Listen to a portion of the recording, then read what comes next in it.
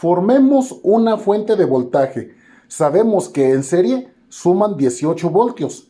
Y cuando lo conectamos a una resistencia adecuada, la resistencia tendrá 18 voltios en sus terminales. Pero, ¿de qué valor es la resistencia? Observa que por lo pronto no nos interesa su valor, pero este debe ser tal que nos debe permitir un flujo adecuado de corriente. ¿Cuánta corriente permite, por ejemplo, la salida de una tarjeta de Arduino? Si esta resistencia la representamos en dos partes iguales, es decir, 50% cada una de ellas, el voltaje en ella también se va a segmentar en dos partes iguales, es decir, 9 voltios en la primera y 9 voltios en la segunda. Ahora, supongamos que no es 50 y 50, es decir, mitad y mitad, sino que la resistencia inferior es la mitad de la resistencia superior.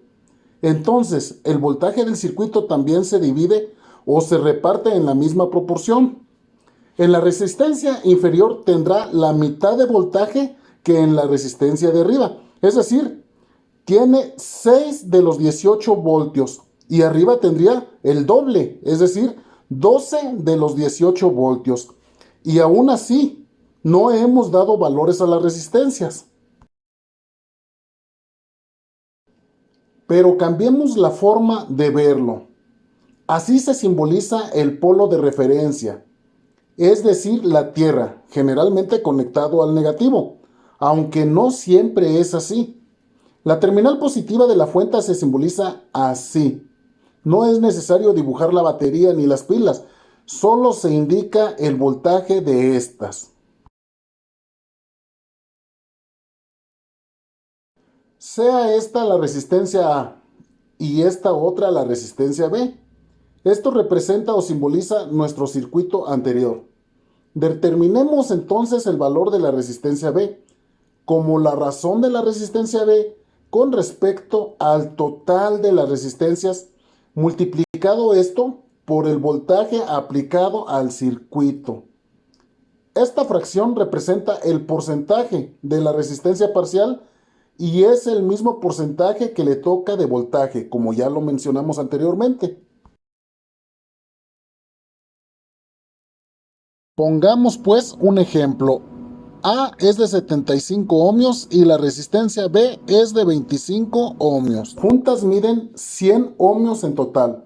La resistencia RB mide el 25% del total, así que también le tocaría el 25% del voltaje.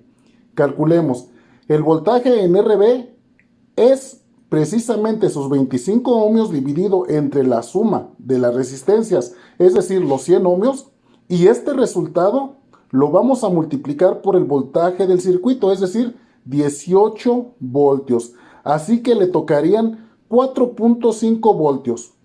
Pudimos simplemente calcular el 25% de 18, es decir, 18 por 0.25 y nos da 4.5 voltios también. Y esto también funciona si queremos calcular la resistencia A. Probemos, el voltaje en RA es precisamente también sus 75 ohmios dividido entre la suma, que son 100 ohmios.